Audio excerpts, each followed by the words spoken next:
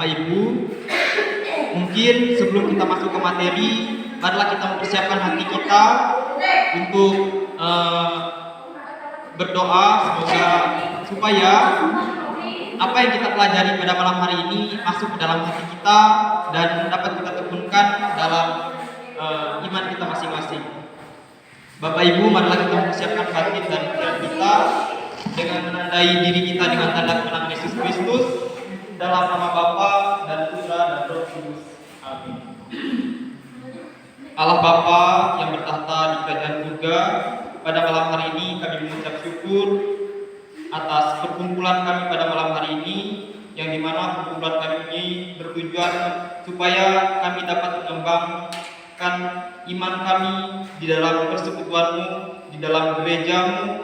Semoga apa yang kami pelajari pada malam hari ini dapat kami tekuni pada saat kami melakukan perayaan Ekaristi maupun kegiatan lainnya. Tuhan Yesus, lancarkanlah KTT ini.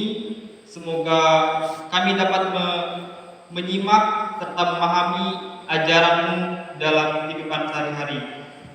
Demi Kristus Tuhan dan pengantara kami yang hidup dan berkuasa kini dan sepanjang segala masa. Amin. Bapa, Putra, dan Roh Kudus. Sekali lagi selamat malam Bapak Ibu. Baiklah, tentunya saya mengucapkan banyak-banyak terima kasih atas waktu dan kesempatan yang diberikan kepada saya. Pada malam hari ini saya akan membahas katekese mengenai sikap-sikap liturgi dalam perayaan Ekaristi. Mungkin nanti pada saat saya menjelaskan materi, saya akan memberikan beberapa pertanyaan serta mungkin Bapak Ibu mau menceritakan kegiatan Bapak Ibu pada perayaan Ekaristi. Nanti mungkin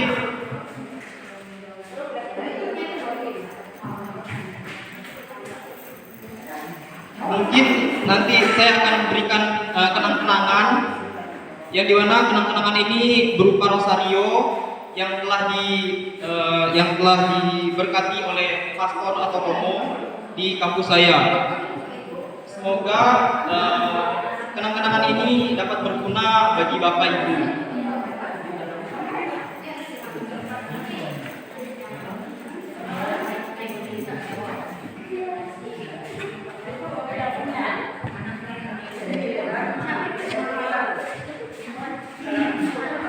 Baiklah,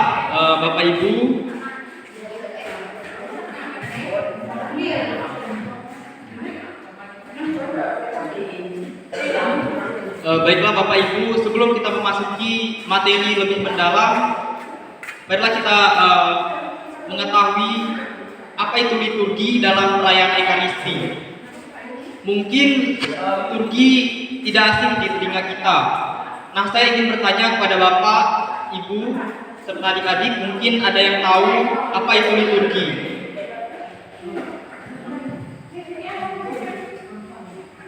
Bapak-bapak, ibu-ibu, mungkin ada yang tahu apa itu liturgi? Boleh angkat tangan.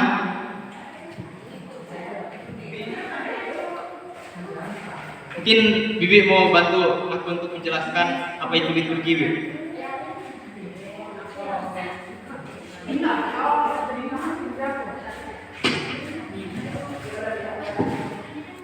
Liturgi itu suatu susunan di dalam ibadah. Terima kasih, Bi. Boleh kita kasih tepuk tangan ke Bibi. Nah, bapak-bapak, ibu-ibu, dapat kita artikan atau mungkin yang Bibi tadi bilang itu benar. Saya tidak menyalahkan jawaban dari Bibi tadi, tapi mungkin lebih tepatnya liturgi itu adalah perayaan resmi gereja yang dimana umat Allah bersama-sama memuji, bersyukur, dan berdoa kepada Tuhan sebagai mana wujud iman dan partisipasi dalam karya keselamatan Kristus. Bapak Ibu, liturgi itu berasal dari bahasa Yunani yang artinya adalah liturgia, yang berarti karya bersama atau pelayanan untuk kepentingan umum. yang dalam komunitas Katolik diartikan sebagai karya bersama antara Allah dan umatnya. Tentunya di sini, kita yang ada di sini adalah umat Allah, atau juga bisa disebut sebagai gereja. Gereja dalam bentuk fisik. Kemudian adapun contoh-contoh dari liturgi, yaitu pada saat kita merayakan perayaan Ekaristi, mungkin kita pernah melihat pastor-pastor itu menggunakan jubah yang digunakannya itu adalah kasula namanya. Itu juga termasuk dari bagian dari liturgi. Kemudian bisa kita lihat di depan altar, korpus, serta mimbar, itu juga sebuah alat dari perayaan liturgi. Ataupun contoh kecil dari liturgi itu bisa kita lihat dari mungkin seperti tadi itu pada saat kita melakukan ibadah rosario, itu juga adalah liturgi. Seperti itu Bapak Ibu. Baiklah, kita akan sedikit belajar apa itu liturgi dalam agama Katolik. Di dalam Ekaristi ada 5 kegiatan besar dalam perayaan Ekaristi. Yang pertama tentunya persiapan. Yang kedua ritus pembukaan. Yang ketiga ritus sabda. Yang keempat ritus Ekaristi. Dan yang kelima ritus penutup. Nah, baiklah Bapak Ibu, mungkin pada saat itu kita duduk terus bersantai gitu. Mungkin biasa kita lakukan di sini. Nah, seharusnya kita tidak boleh melakukan seperti itu Bapak Ibu. Karena kita harus tahu dulu. Kita harus tahu dulu apa tujuan kita datang ke gereja. Tentunya pasti kita semua ini bertujuan ke gereja untuk berdoa dan meminta pertolongan kepada Tuhan. Bapak Ibu, yang harus kita lakukan adalah diam tenang, kemudian duduk dan berdoa. Mungkin Bapak Ibu ada yang mau berdevosi gitu ke Bunda Maria juga bisa. Yang penting kita harus mempersiapkan hati kita supaya apa yang kita minta, apa yang kita mau dapat terkabulkan oleh Bunda Maria dan disampaikannya kepada Tuhan Yesus Kristus. Baiklah, kita akan memasuki pada ritus pembukaan. Bapak Ibu, ritus pembukaan ini pasti dimulai dari nyanyian awal yang biasa dipimpin oleh dirijen, atau kalau misalnya di gereja-gereja besar juga itu dipimpin oleh dirijen dan dinyanyikan oleh para kor. Nah, kemudian imam atau pastor itu masuk ke depan, terus mempersiapkan hati mereka, kemudian tunduk di depan altar sambil bukan menyembah tapi menghormati salib yang depan.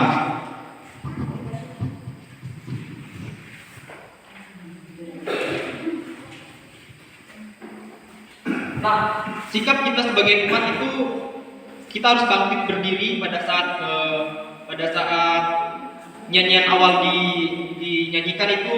Kita harus bersikap berdiri serta menghormati salib yang ada di depan.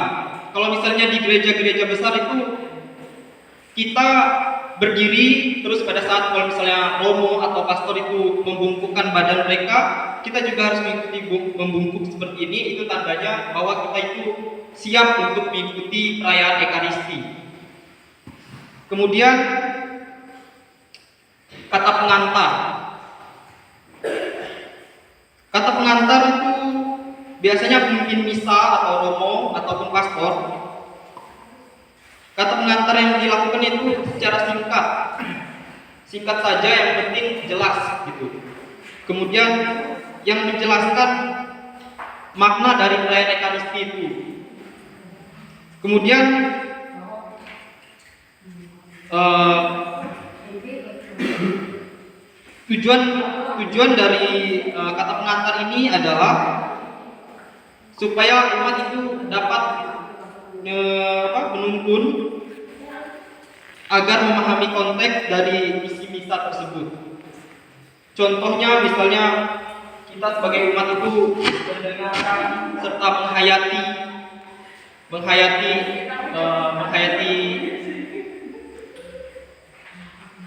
bacaan Injil yang akan nanti kita dengar gitu. Kemudian masuklah kita ke doa tobat. Mungkin kita biasanya tuh berpikir, kenapa sih harus ada doa tobat di dalam perayaan Ekaristi? Tentunya adanya doa tobat ini, kita sebagai orang pendosa tentunya harus bertobat. Misalnya kita melakukan dosa, misalnya kan di jalan Dayaris itu kan sangatlah jelek gitu. Kalau misalnya kan ada orang tumbang, kita melihat gitu, walaupun orang itu tadi tumbang gitu, bukan karena kita, seharusnya kita lakukan itu membantu, bukan hanya melihat dan pergi. Itu walaupun kita bisa melakukan hal itu, kita tetap berdosa, ibu, bapak-bapak. Karena kita menyaksikan kalau dia itu kesusahan seperti itu. Nah, inilah gunanya tadi itu doa tobat. Yang saya berikan contoh itu tadi adalah contoh kecil supaya nanti kalau misalnya kita melihat teman-teman kita atau saudara-saudara kita yang saya terjatuh walaupun bukan karena kita dapat membantu mereka walaupun orang itu tidak kita kenal, kita harus membantu mereka gitu. Kemudian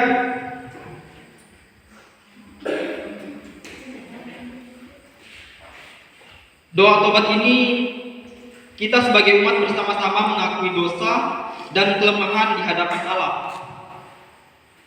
Pemimpin umat atau pastor yang biasa memimpin itu mengajak kita sebagai umatnya untuk berdoa. Misalnya, marilah kita mengakui dosa kita supaya kita layak merayakan misteri kudus.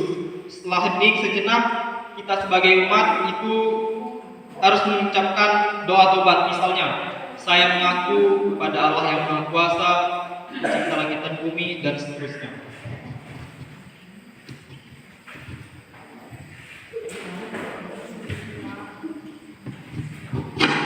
Nah, apa sih contoh yang harus kita lakukan setelah doa tobat ini berlangsung? Nah, kita harus mengucapkan doa tobat dengan kepala tunduk, misalnya seperti ini, dan sikap hening penuh penyesalan atas dosa-dosa yang kita perbuat, walaupun dosa-dosa itu kecil, tetapi kita harus mengakui bahwa hal itu berdosa. Karena apa? Karena Tuhan itu tidak memandang dosa itu besar ataupun dosa itu kecil. Dosa ialah dosa. Dosa yang dilakukan dengan sengaja maupun tidak sengaja. Kemudian nyanyian atau mengucapkan Tuhan kasihilah dengan penuh kesungguhan. Nah, Bapak Ibu, mungkin dari ritus pembuka ini saya ingin bertanya, dan nanti mungkin ada Bapak Ibu yang mau bercerita mengenai pengalamannya ataupun nanti bisa menjawab pertanyaan saya. Akan saya, seperti yang sudah saya jelaskan tadi, akan saya berikan kalau rosario. Tadi Bibi nanti saya berikan kalau rosario.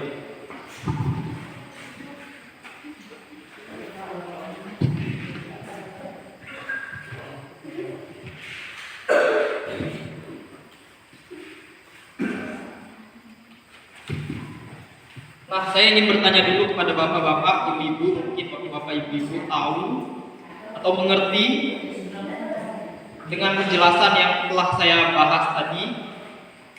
Saya ingin bertanya, apa yang dimaksud dengan persiapan sebelum perayaan Ekaristi? Sebelum perayaan Ekaristi itu kan kita harus merenungkan dan mengetahui apa maksud dan tujuan kita sebelum mengikuti perayaan Ekaristi. Nah, kira-kira apa yang dimaksud dengan persiapan sebelum perayaan Ekaristi? Kalau ada yang tahu boleh angkat tangan. Contoh singkatnya saja, tidak apa-apa. saya tidak menyalahkan jawaban dari Bapak Ibu, dan di sini kan kita sama-sama belajar. Nah, mungkin Bapak Ibu mau menjawab, dipersilakan berangkat tengah.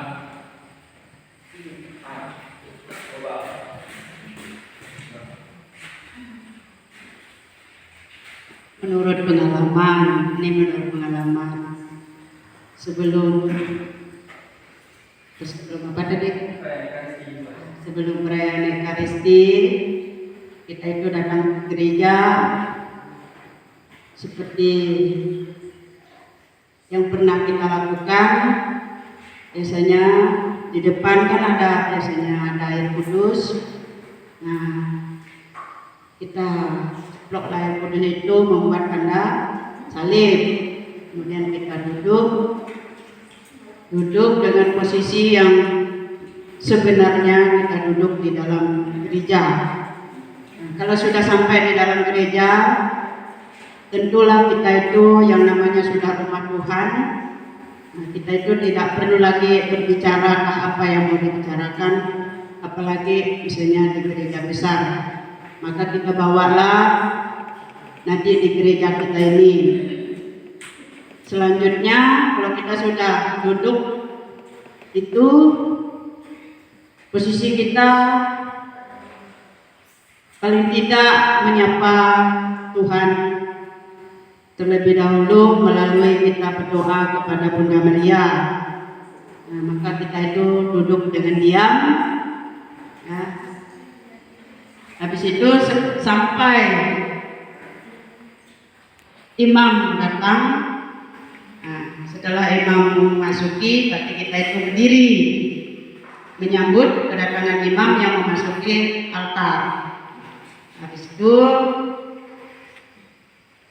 kalau imam datang, imam istilahnya menyembah, bukan menyembah tadi, menghormati salib, maka kita juga ikut menunduk.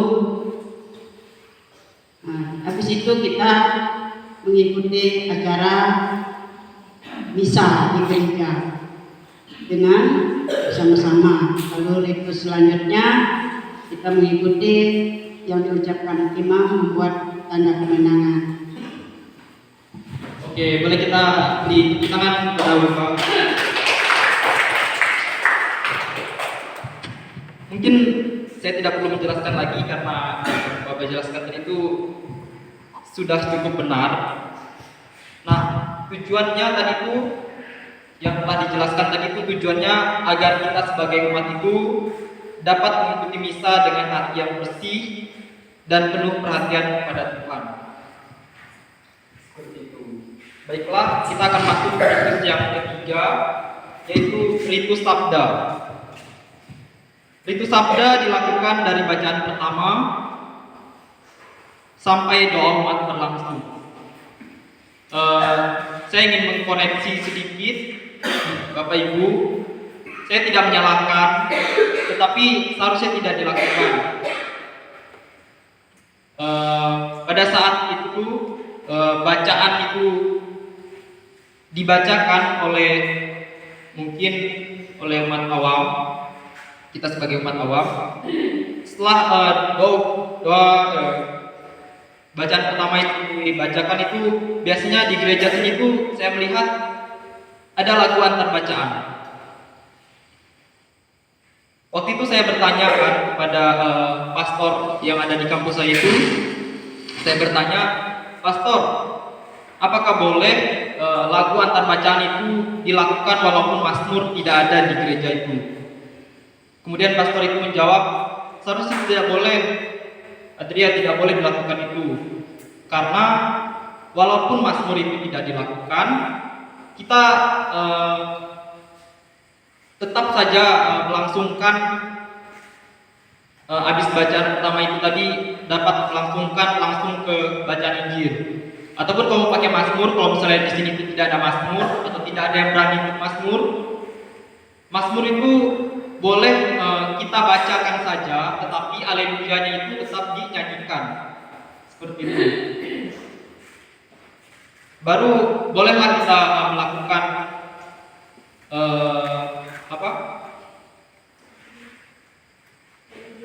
Ya, barulah kita melakukan itu. Kemudian renungan dan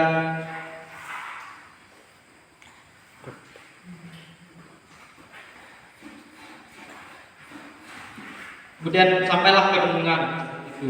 Intinya itu bacaan pertama itu dilakukan, tetapi lagu antar bacaan tadi itu tidak perlu dilakukan. Seperti itu, tidak boleh seharusnya. Kemudian bagian ini biasanya diambil dari Perjanjian Lama. Biasanya bacaan pertama itu diambil dari Perjanjian Lama yang menyiapkan karya keselamatan Allah dalam sejarah umat Israel. Bacaan ini membantu kita sebagai umat untuk memahami bahwa sejak dulu Allah telah berkarya dalam kehidupan manusia. Contoh dalam bacaan pertama dari kitab Yesaya misalnya. Umat dapat mendengarkan janji Allah tentang kedatangan Mesias. Nah, tujuannya agar kita sebagai umat itu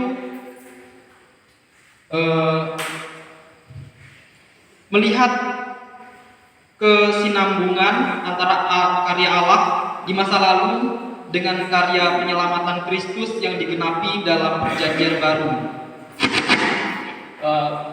Sikap kita pada saat mendengarkan bacaan pertama itu, kita harus duduk tenang, mendengarkan Injil bacaan pertama itu dan penuh perhatian, dan mendengarkan sabda yang dibacakan oleh lektor. Orang yang membaca itu lektor namanya, dengan hati terbuka, supaya apa yang dibacakan dari bacaan Injil itu dapat meresap ke hati kita dan dapat kita pahami. Kemudian masuklah kita ke Mazmur tanggapan ini tadi. Saya melihat biasanya di gereja kita ini mungkin tidak ada yang mau Mazmur. Nah, kalau misalnya tadi kan biasanya kan kita ganti itu dengan lagu antar bacaan. Kalau misalnya tidak ada yang mau Mazmur atau tidak berani atau tidak bisa, kita bisa, Bapak Ibu bisa mendownload aplikasi e-Katolik. Di situ ada lengkap sekali apa saja yang ada dalam perayaan Ekaristi. Misalnya kita nggak tahu nih Mazmur hari ini apa ataupun bacaan hari ini apa, kita bisa melihat di situ. Mungkin di situ juga ada yang namanya Mazmur tanggapan. Kalau misalnya Bapak Ibu tidak berani untuk melakukan Mazmur tadi itu, boleh lihat di HP, kemudian dibacakan saja, tapi haleluya tadi itu tetap didaraskan atau dinyanyikan seperti itu. Di sini mungkin biasanya tidak ada bacaan kedua, tetapi saya akan tetap menjelaskan supaya kita mengerti dan mengetahui apa fungsi dari bacaan kedua itu. Baik, bacaan kedua biasanya diambil dari surat-surat para rasul dan kitab Wahyu, dan hanya dibacakan pada hari Minggu serta hari raya besar. Hari raya besar ini, yang dimaksud hari raya besar ini seperti hari raya Paskah ataupun hari raya Natal. Bacaan ini mengajak bagaimana umat harus hidup sesuai dengan ajaran Kristus dan kesaksian gereja perdana.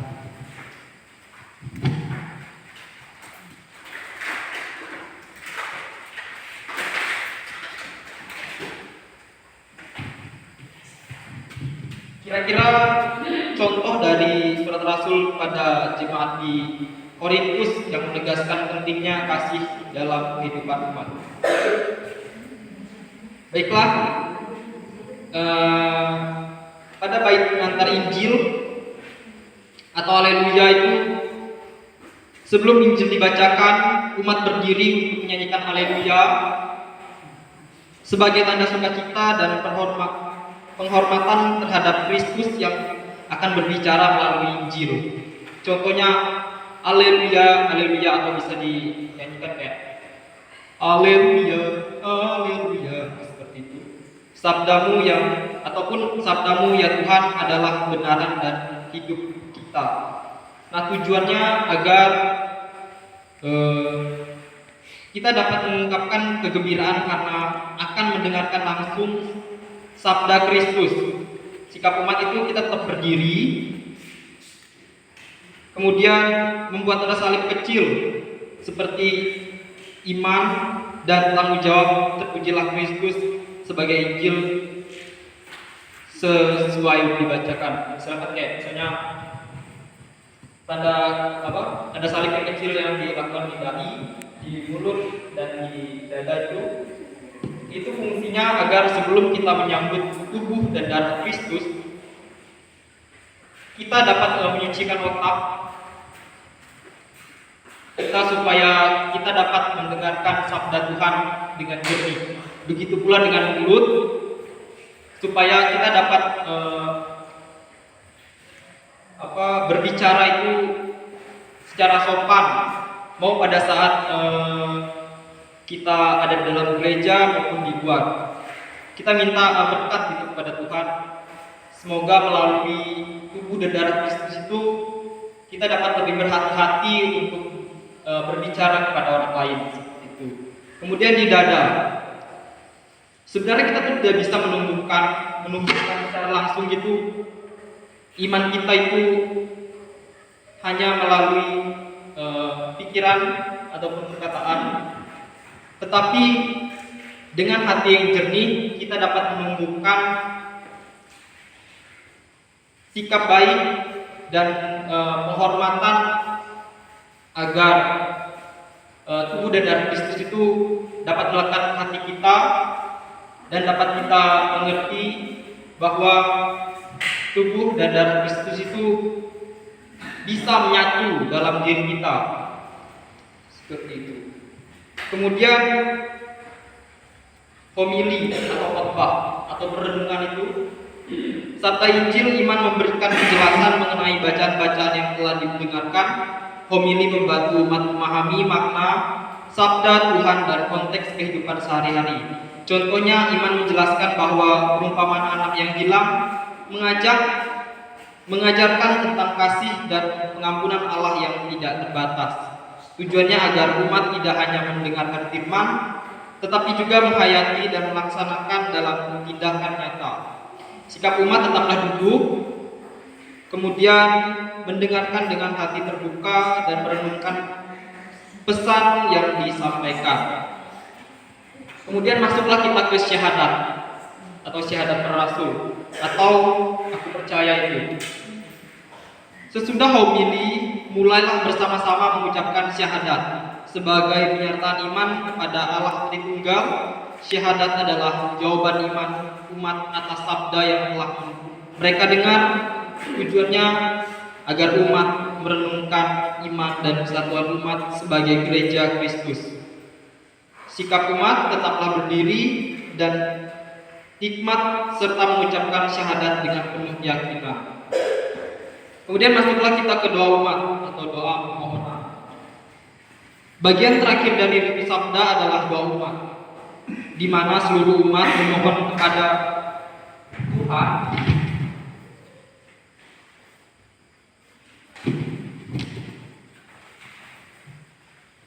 bagi gereja dan para pemimpin, orang yang menderita dan diri mereka sendiri.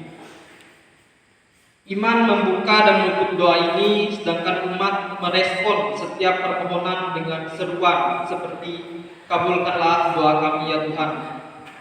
Nah, mungkin Bapak Ibu ataupun teman-teman ataupun adik-adik ada yang tahu bagaimana contoh dari doa umat ini dan apa tujuannya dalam hidup kita. Mungkin bagi bapak-bapak atau ibu-ibu yang mengerti dan paham, boleh angkat tangan apa yang harus kita lakukan gitu dalam doa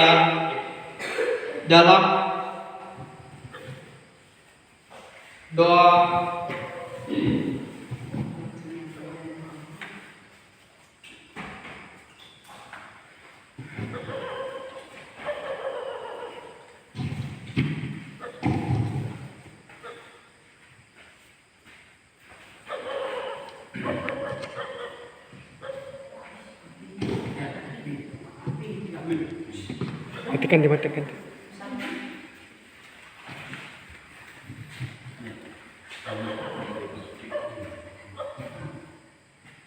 mohon maaf, dalam doa umat. Nah, saya ulangi pertanyaannya. contoh seperti apa yang harus kita lakukan pada saat doa umat berlangsung dan apa tujuannya. Mungkin Bapak Ibu ada yang tahu dan mengerti apa contoh dan tujuan kita melakukan doa umat itu. Bagi mungkin bapak-bapak atau ibu-ibu yang mengerti atau tahu, boleh angkat tangan.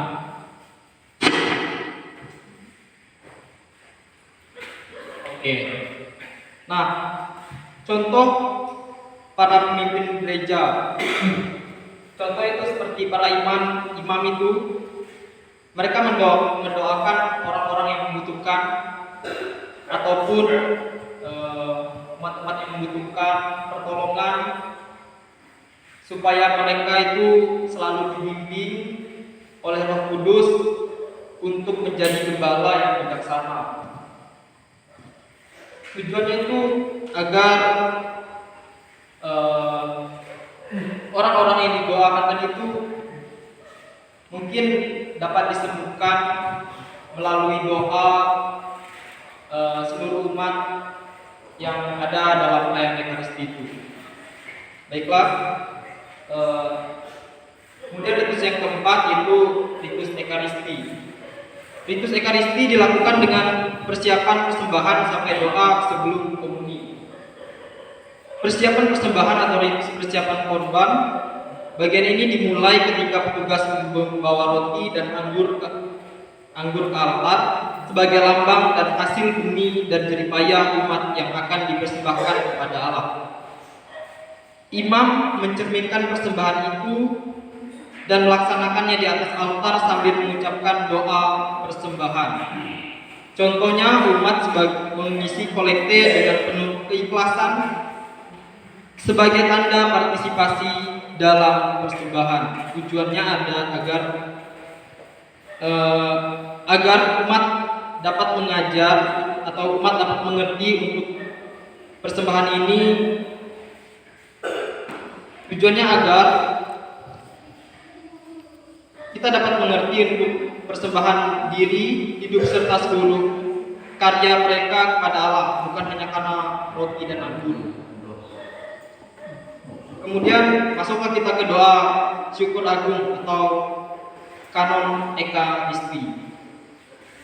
Doa ini merupakan inti dari seluruh perayaan Ekaristi. Dalam doa syukur agung, imam bertindak in persona Christi atau dalam pribadi Kristus, memimpin seluruh umat untuk bersyukur pada Allah atas karya keselamatannya.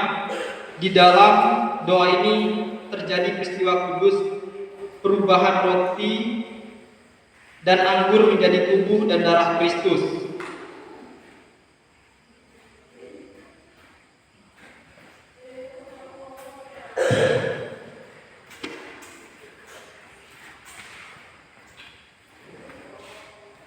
Contoh yang harus kita ketahui adalah saat imam mengangkat hosti dan piala, umat berlutut sebagai tanda hormat kepada Kristus yang sudah hadir. Nah, Bapak Ibu, saya ingin menjelaskan sedikit. Kalau misalnya di gereja itu kan biasanya kan ada ya seperti tempat berlutut itu di bawah bangku itu. Kalau misalnya umat itu mendapatkan tempat itu, umat harus berlutut. Tidak diharuskan kalau misalnya orang itu lagi sakit atau apa, tidak diharuskan. Tetapi kalau misalnya kita tidak sakit atau mampu, kita berlutut. Kemudian kalau misalnya yang di belakang itu tidak mendapatkan tempat untuk berlutut, mereka tidak diperbolehkan untuk duduk. Bukan tidak diperbolehkan sih, tapi mereka itu harus berdiri sebagai ungkapan syukur gitu. Biasanya juga kan ada orang-orang itu atau umat-umat itu biasanya pada saat melakukan penghormatan itu ada yang berdiri kan, seperti ini. Ada itu mesti yang diangkat itu tidak perlu seperti itu, cukup seperti ini saja. Dari tangan itu di depan muka ini saja sudah cukup. Itu sudah melambangkan bahwa kita itu siap menerima tubuh dan darah Kristus.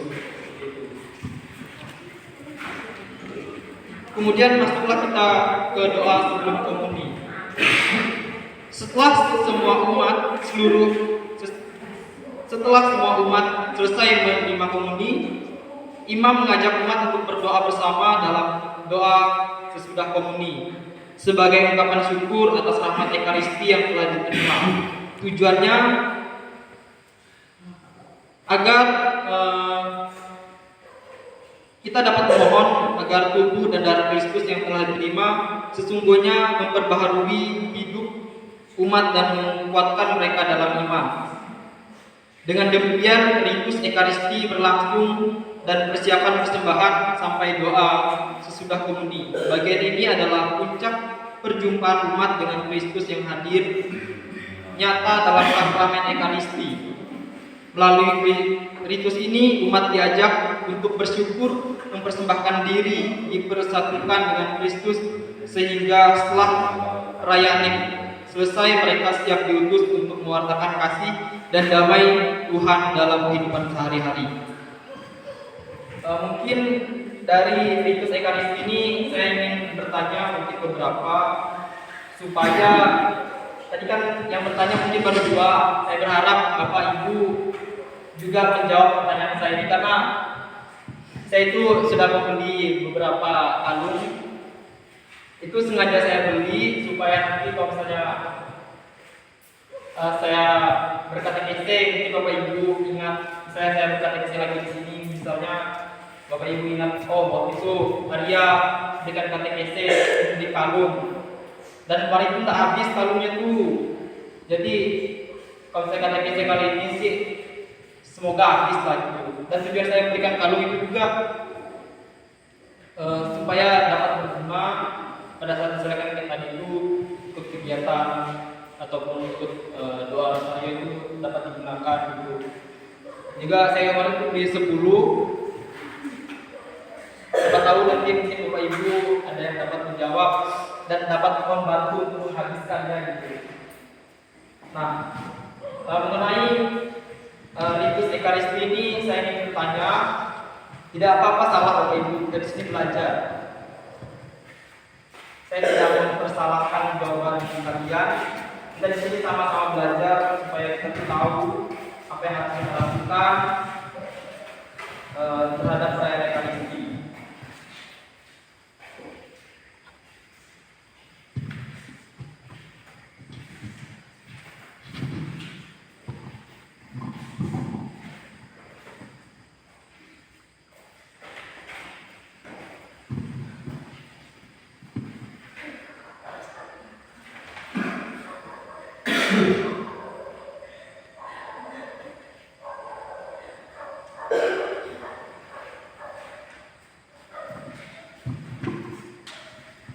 Nah, dari materi yang sudah saya jelaskan tadi, saya ingin bertanya mengenai ritus pembukaan, masih ke ritus pembukaan. Tadi kan sudah saya jelaskan, mungkin ada Bapak Ibu yang mendengar ataupun mengerti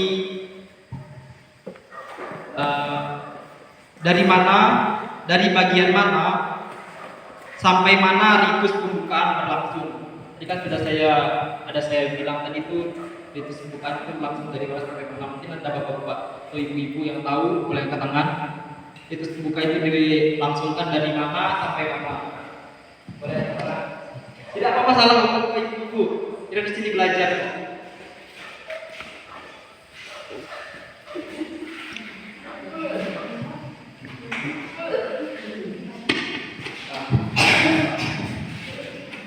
Kalau menurut saya tadi kayaknya bukan kayaknya ya, tapi dari pembukaan, dari ritus pembukaan sampai ke bacaan yang pertama. Kalau saya mengingat tadi sampai ke bacaan yang pertama.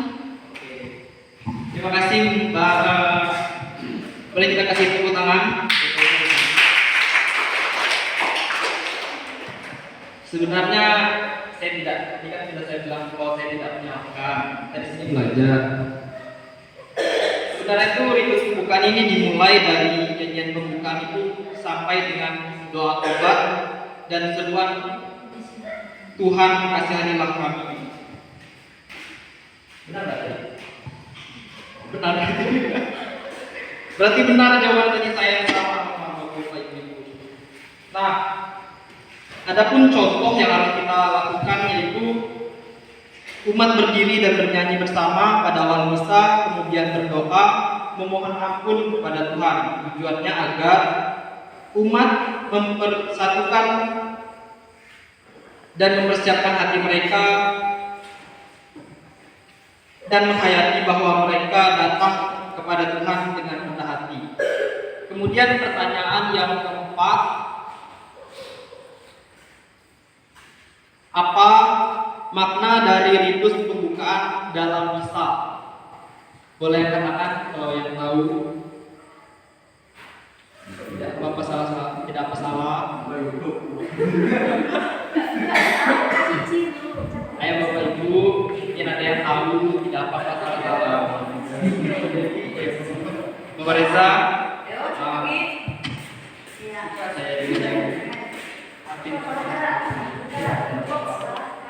Maknanya adalah untuk mempersiapkan diri untuk mendengarkan sabda Tuhan. oh itu. Oh, boleh kita kasih tepuk tangan.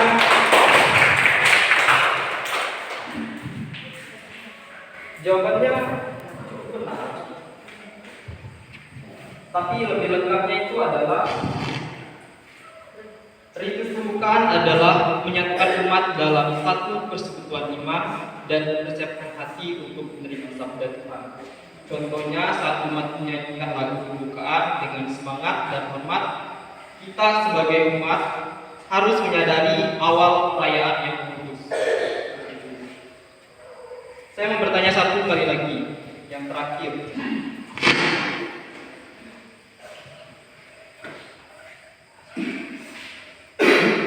Tadi kan saya juga menjelaskan ritus sabda. Sama seperti pertanyaan yang tadi. Dari bagian mana sampai mana ritus? Mohon maaf tadi itu sebenarnya ritus ekaristi kan tadi jelaskan ritus ekaristi. Maknanya salah tadi seperti itu yang itu tadi ajuannya tadi itu. Dari mana sampai mana ritus ekaristi berlangsung? Ritus ekaristi berlangsung dari mana sampai mana? Ritus ekaristi. Mungkin bapak-bapak ada yang menjawab?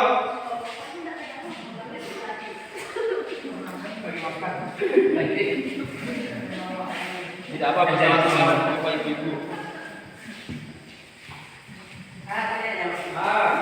Bapak lagi bapak. Ritus ekaristi kan? Ya.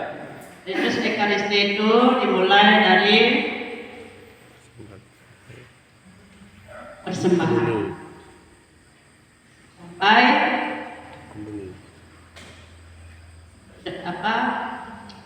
imam mempersembahkan roti, kemudian sampai ke dari mulai ritusnya kan, dari mulai kita melakukan kolek bawa persembahan ke altar, mulai dari situ seterusnya dalam doa syukur agung, masuk doa syukur agung, terus sampai ke perayaan ekaristi itu sendiri, itu pastor atau imam mengangkat roti, kita semuanya seperti tadi dijelaskan tadi. Mungkin kalau kita ada depan berlutut, pastor mengangkat roti, kita berlutut semua. Ya, karena kita mungkin di sini tidak ada tempat berlutut, kita hanya boleh mengangkat tangan, ini atau berdiri sambil menundukkan kepala. Dari situ sampai ke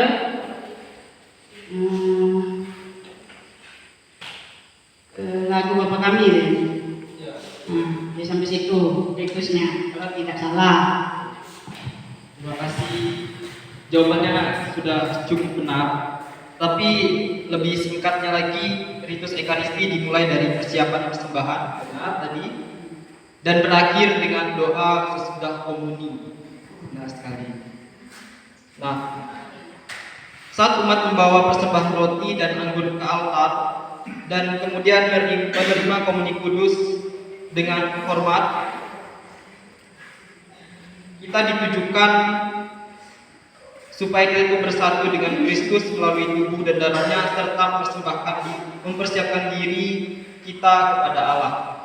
Bapak Ibu, kita akan masuk ritus yang terakhir, yaitu ritus penutup.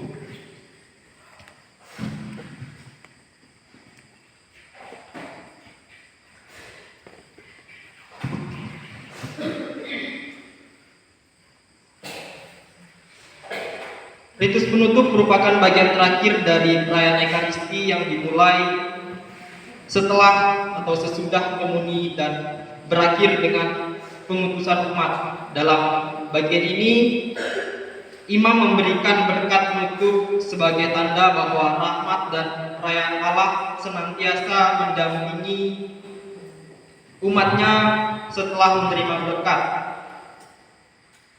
Kemudian imam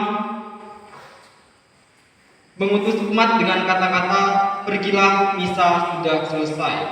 Dan umat menjawab, "Syukur pada Allah."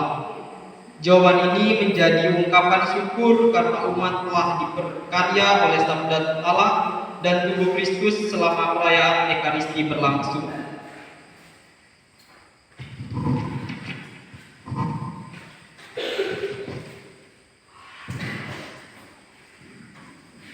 Contoh tindakan dalam ritus ini, imam mengangkat tangan dan memberikan berkat kepada umat.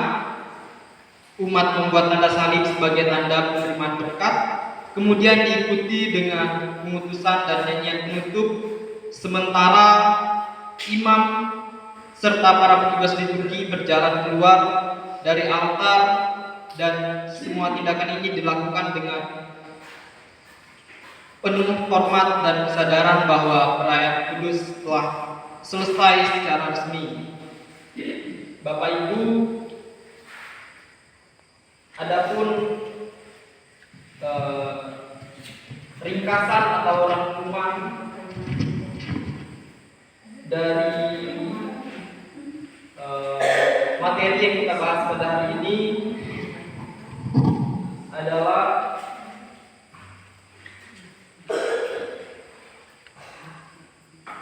agar perayaan Ekaristi masuk dan menuju puncak kehidupan iman umat Katolik, di mana seluruh umat beriman berjumpa dengan Yesus Kristus yang hadir secara nyata dalam sabda dan sakramen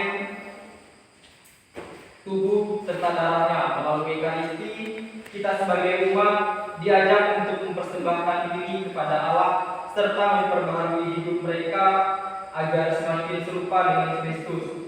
Setiap bagian dalam Ekaristi memiliki makna yang mendalam, mulai dari persiapan sampai menyiapkan hati. Ritus pembukaan yang mempersatukan umat, ritus sabda yang meneguhkan iman melalui firman Allah, hingga ritus Ekaristi yang menjadi puncak persekutuan dengan Kristus, semuanya bermuara pada ritus penutup, di mana umat menerima berkat dan diutus untuk membawa kasih Kristus ke tengah dunia. Dengan demikian, perayaan Ekaristi bukanlah akhir dari kegiatan rohani, melainkan umat dari perutusan diutus untuk mewartakan kasih Allah melalui tindakan nyata dalam kehidupan sehari-hari. Ritus penutup mengingatkan umat bahwa berjumpa dengan Kristus di altar harus terus berbuat dengan pelayanan kasih dan kesetiaan kepada Tuhan. Melalui Ekaristi, umat dibentuk menjadi saksi iman yang hidup, yang membawa damai dan sukacita Injil kepada sesama.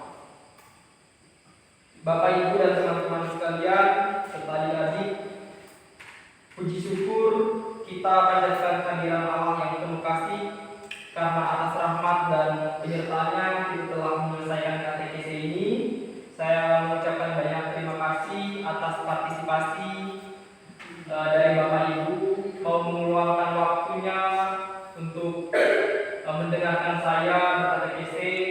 Semoga katekese yang saya berikan ini dapat berguna bagi kita stasi kita dapat berkembang lebih mendalam.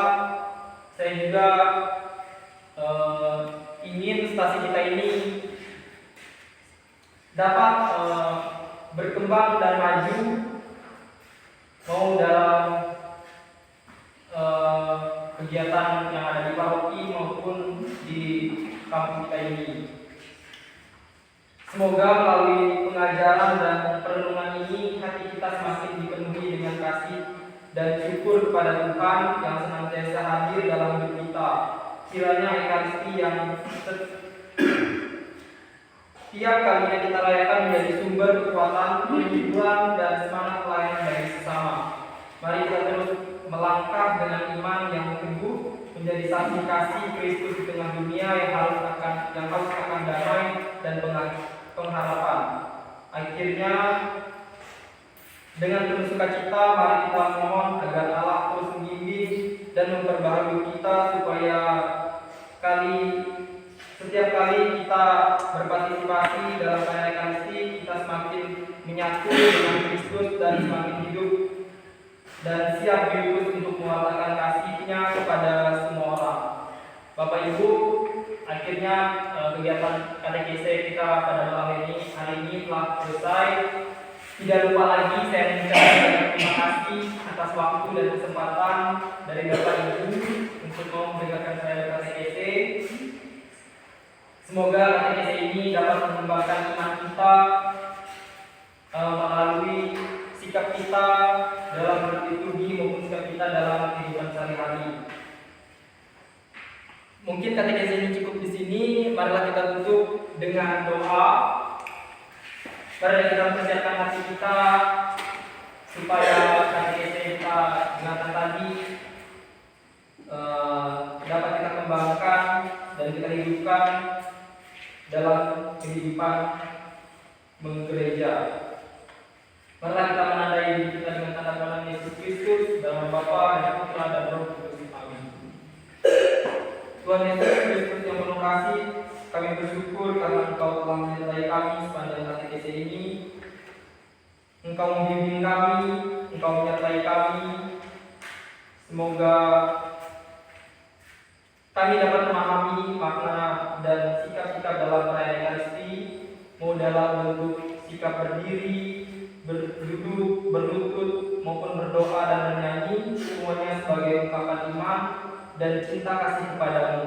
Terima kasih ya Tuhan, karena melalui katekese ini Engkau menyegarkan iman kami dan menumbuhkan kesadaran bahwa Ekaristi adalah perjumpaan kasih dengan-Mu yang hidup. Semoga apa yang kami pelajari tidak berhenti hanya di sini, tetapi menjadi bagian dari hidup kami setiap kali kami mengikuti perayaan kudus. Berkatilah kami semua agar kami kembali ke rumah kami masing-masing dengan membawa damai sukacita dan semangat untuk mewartakan kasih dalam kehidupan kami setiap hari. Dengan penuh syukur kami serahkan seluruh kegiatan ini ke dalam tangan-Mu, Yesus Kristus. Amin. Kemuliaan kepada Bapa dan Putra dan Roh Kudus, seperti permulaan, sekarang, terpujilah nama Yesus, Bunda Maria dan Santo Yosef. Santo Stefanus, doakanlah kami. Santa Maria, doakanlah kami. Dalam nama Bapa dan Putra dan Roh Kudus. Amin. Terima kasih Bapak Ibu.